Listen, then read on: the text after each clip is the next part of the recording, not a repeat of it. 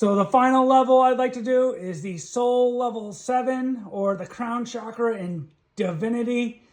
This is only about 1% of the world. It is very rare, and what makes it even more rare than seemingly 1% of the population is the people at this level tend to stay out of the public, quite frankly. This is where the word angelic begins to feel appropriate. An issue at this level is a lot of people at this level can feel out of place in the physical body because, quite frankly, you belong in the higher dimensions, but you're generally down here for a reason.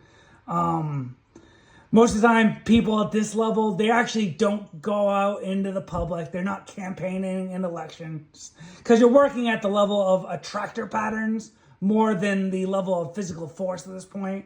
So you really need to have a basic understanding of quantum mechanics to understand how this level throws around so much power. For example, you might just have a favorable thought about a logo, and then suddenly everyone else starts to like that logo in your geographical area, for example.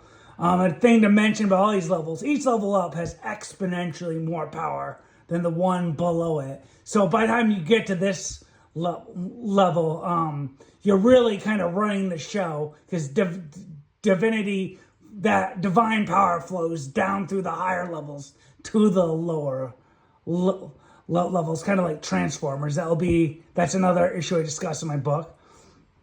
They really only come into the public face during really critical points in history where you really need a lot of power.